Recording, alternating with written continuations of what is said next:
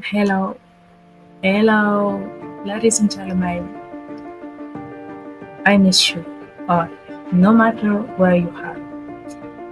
And all I can say is welcome to our YouTube channel. Alors, mesdames et messieurs, bonjour. Vous m'avez tous manqué, peu importe là où vous vous trouvez. Et tout ce que je peux dire, c'est bienvenue sur cette chaîne YouTube qui est désormais la nôtre. Without further ado, avant d'aller un peu plus loin, let me remind you, laissez-moi vous rappeler that we chose today and we're gonna go today to a new expression as we used to do. Et nous sommes mardi, nous allons apprendre deux expressions comme nous avons l'habitude de le faire. Let's go. Alors, les deux expressions que j'ai choisies, c'est des expressions qui sont devenues un peu comme notre âme, parce qu'on l'utilise pratiquement tout le temps. Et ces expressions, je pense que vous l'avez déjà croisées dans des petites vidéos, dans des films, dans des shorts et j'en passe. Peut-être que vous n'avez pas compris et grâce à cette vidéo, vous aurez une idée claire et nette et pourquoi pas vous rigoler de la signification parce que ça serait très simple. La première expression, ça se dit I'm starving. I'm starving. Ça paraît comme spécial, difficile, n'est-ce pas? Alors cette expression, ça ne signifie que j'ai faim, très faim. Voilà, c'est le synonyme de l'expression idiomatique que notre prof d'anglais, bien sûr, nous avait appris. I'm very angry.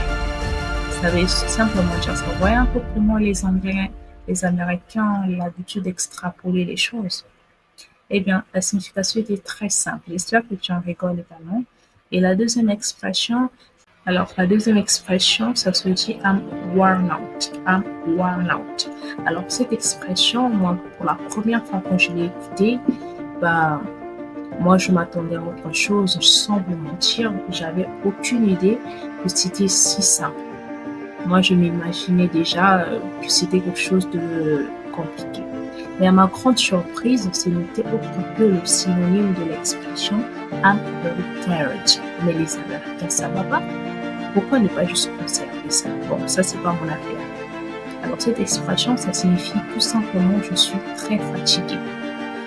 Très fatigué. Donc, en ce qui concerne l'utilisation, comme j'aime prendre des petites anecdotes, imaginez que vous avez passé un long moment et vous êtes fatigué. En fait, ce long moment-là, ça ne peut pas rien faire.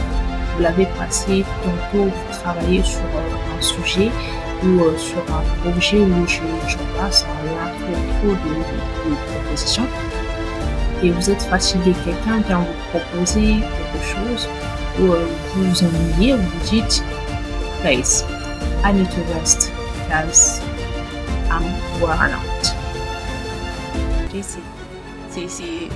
Comment dirais-je, c'est une motion avec vous. Et si vous avez aimé, n'oubliez pas de liker, de commenter, de vous abonner pour que nous évoluions ensemble. Et oui, parce que chacun de nous est le carrefour de l'autre.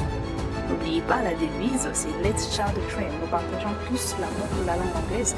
Pourquoi pas s'entraider?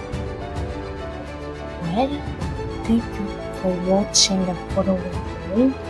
I'm over the moon, so let's meet for the next Tuesday and Friday. Go. Thank you. Have a good day. Play day.